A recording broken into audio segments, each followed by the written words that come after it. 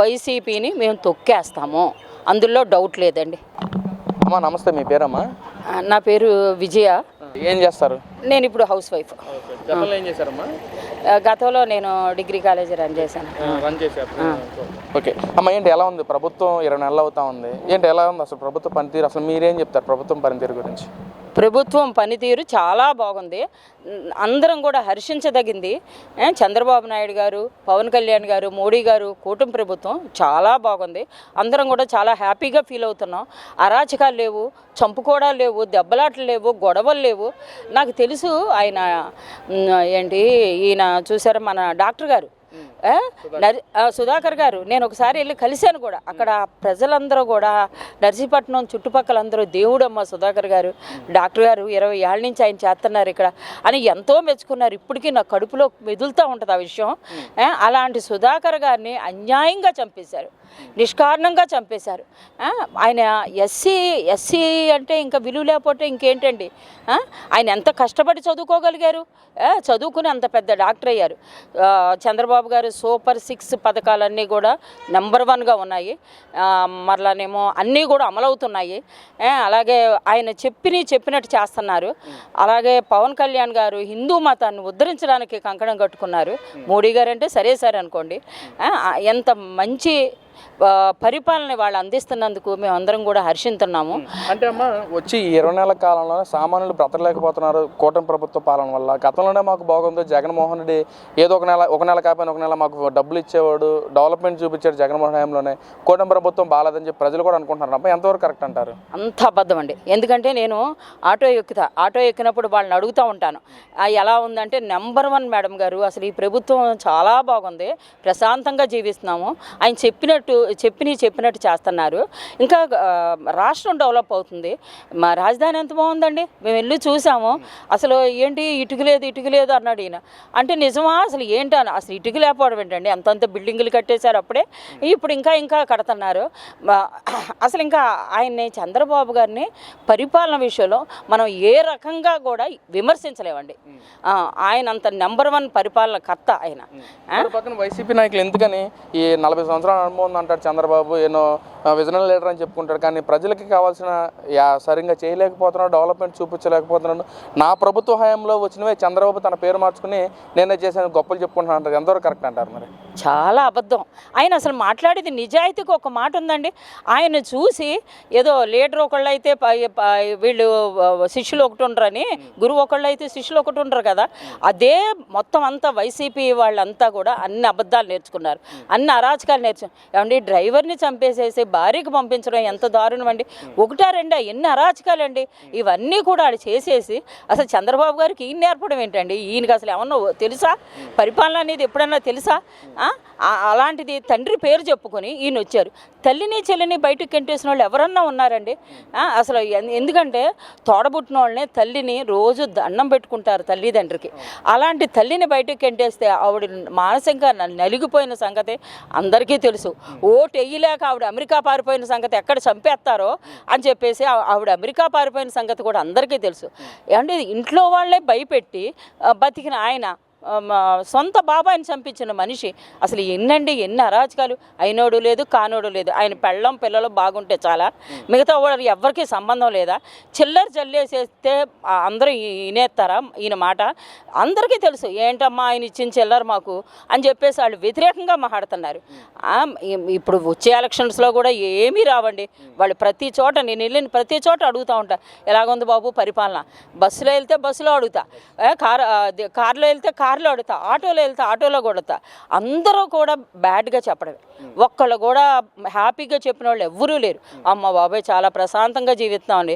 Chandrababu vision leader అండి, ఆయనకి ఎవరు సరిపోరండి నిజంగాను. ఉద్యోగాలు కూడా కొంచెం వస్తున్నాయి కదండి అందరికీ. అంటే ఎలాంటి డెవలప్మెంట్ గమనించారు అమ్మ 20 నెలల కాలంలో? ఎలాంటి డెవలప్మెంట్ గమనించారు మీరు? ఎలాంటి అంటే అసలు ఆయన సూపర్ 6 పథకాలన్నీ అమలు చేశారు. అసలు అందరికీ కూడా ఇవి ఇచ్చారు. ఏంటి పెన్షన్లు ఇచ్చారు. నెక్స్ట్ ఏమో అమరావతి అసలు చాలా బాగా డెవలప్ అయిందండి. అమరావతిని తీర్చిదిద్దిన ఘనత ఆయనకేనండి. అసలు అన్నీ కూడా లైన్స్ అన్నీ కూడా 6 లైన్స్ అండి, అన్నీ అండర్ గ్రౌండ్. మేము చూడడానికి వెళ్తే అసలు ఎంత సర్ప్రైజ్ అనమాట.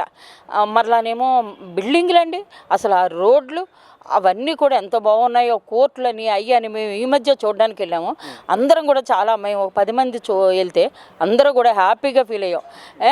ఒకటేంటంటే ఇది సాఫ్ట్వేర్ కంపెనీస్, అసలు ఇంకా ఒకటేంటి ఆయన విజన్లో దొరకందంటూ లేదు. ఏది ఉంటుందో అవన్నీ కూడా మెడికల్ ఇండస్ట్రీస్, మరలానేమో ఇంకా మామూలు ఇండస్ట్రీస్, అసలు రకరకాల.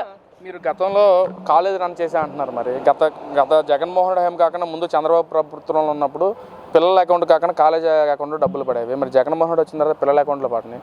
మళ్ళీ ఇప్పుడు అదే విధంగా కాలేజ్ అకౌంట్లో పడటం డబ్బులు ఏంటి, ఏది కరెక్ట్? మీది ఏ విధంగా బాగుంది అనుకుంటారు? అప్పుడు కాలేజీ అకౌంట్లోనే పడాలండి. ఎందుకంటే వాళ్ళు పిల్లలు ఏం చేస్తున్నారంటే పేరెంట్స్కి వాడేసుకుని ఫీజులు కట్టలేకపోతే పాపం వీళ్ళు మరి వాళ్ళు కాలేజీలు రన్ చేయాలి కదండి. అదేవిధంగా గతంలో జగన్మోహన్ రెడ్డి ఫీజు రింబర్స్మెంట్ కింద ఏదైతే 1200 చాలా బకాయిలు చెల్లించడం తగ్గించేశారు. మరి కూటమి ప్రభుత్వం వచ్చిన తర్వాత లోకేష్ గారు ఏదైతే చెప్పారో అదేవిధంగా 12,000 కోట్లు కాలేజీకి ఫీజు రింబర్స్మెంట్ అందచేయడం ఎంతవరకు కరెక్ట్ అంటారు? అసలు లోకేష్ గారు చాలా బాగా చేస్తున్నారు. ఎడ్యుకేషన్ ఫీల్డ్ అంతా కూడా చాలా అద్భుతంగా ఉంది. పిల్లలు హ్యాపీగా ఫీల్ అవుతున్నారండి. మా పేరెంట్స్ డబ్బులు తీసుకోకుండా మాకు కాలేజీ అకౌంట్లో వేయడం వల్ల మేము ఫీజులు శుభ్రంగా కట్టగలుగుతున్నాము.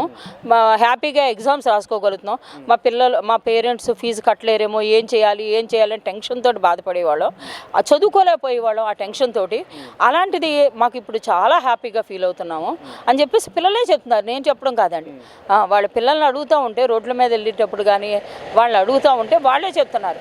మేము కూడా అసలు ఏ పరిపాలన బాగుంది అని తెలుసుకోవడం కోసం అడుగుతుంటే వాళ్ళందరూ చాలా హ్యాపీగా ఉన్నారు. లోకేష్ గారు ఎడ్యుకేషనల్ వ్యవస్థ అంతా కూడా చాలా బాగా సరిదిద్దుతున్నారు. దాంట్లో ఇంకా అసలు మనం తప్పుపట్టే సమస్య లేదండి. ఆయన్ని విమర్శించే అంత గొప్పోళ్ళు ఎవరు లేరు కూడా.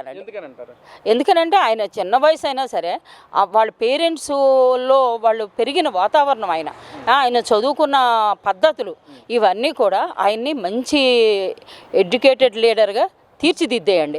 అది అంతేగానే అబద్ధాలు చెప్పేసి మోసాలు చేసేసి అలాంటి వాళ్ళ ఫ్యామిలీకి లేవు. హెరిటేజ్ మీద పడతారేంటండి? హెరిటేజ్కి ఏమైనా సంబంధం ఉందా? చంద్రబాబే కల్తీ చేశారు అంటున్నారు కదా. మరి అదే ఏదో శాస్త్రం ఉంది కదా, గులిగించపో సామెతలాగాను, అలాగా వాళ్ళు చేసిన తప్పులన్నీ వేరే వాళ్ళ మీద రుద్దడం తప్పు కదా. అది బాబాయిని చంపేసి చంద్రబాబు చంపాడు, లోకేష్ చంపాడు అన్నారు. అందరికీ తెలుసండి. మేము కూడా ఓసారి వెళ్ళాం రాజశేఖర రెడ్డి గారు ఉన్నప్పుడు. ఆ చుట్టుపక్కల 2 కిలోమీటర్స్ దూరంలో అలా తెలియకుండా ఒక్క మనిషి లోపలికి వెళ్ళడానికి లేదండి. పులివెందులైనంతే ఇడుపులపై ఎస్టేట్కి నేను వెళ్ళానండి. అసలు ఎవ్వరికి అలౌడ్ లేదు. అలాంటిది ఆ రోజుల్లో మాకు అన్న ఉండేవాడు, నాగభూషణ్ రెడ్డి అన్న అని, ఆయన చెప్తే వివేకానంద రెడ్డి గారు పర్మిషన్ ఇస్తే అంచెలుగానండి చుట్టూనేమో వాళ్ళ పనోళ్ళు. అసలు ఇడుపులపాయ అనేది నెంబర్ 1గా ఉంది. అలాంటిది లోపలికి ఇప్పటికి ఎవరికీ అలౌడ్ లేదు. అప్పుడు కూడా పైనుంచి తీశారు వీడియోస్ అయ్యని. ఫైనల్గా మరి రేపు జరగబోయే 29 ఎలక్షన్స్లో ఎవరిని గెలిపిస్తారు? పక్కన వైసీపీ నాయకులేమో ఈసారి గెలిచేది మాదే, కూటమి పార్టీ 3 పార్టీలు కదా 30 పార్టీలు కలిసి వచ్చిన మా విజయాన్ని ఎవరు ఆపలేరు, ముఖ్యంగా మహిళలే మమ్మల్ని పెద్దపీటేసి గెలిపించడానికి సిద్ధంగా ఉన్నారంటున్నారు. మరి ఒక మహిళగా, ఒక చదువుకున్న వ్యక్తిగా మళ్ళీ వైసీపీ పార్టీకి ఏమన్నా గెలిపిస్తారా ఏంటి?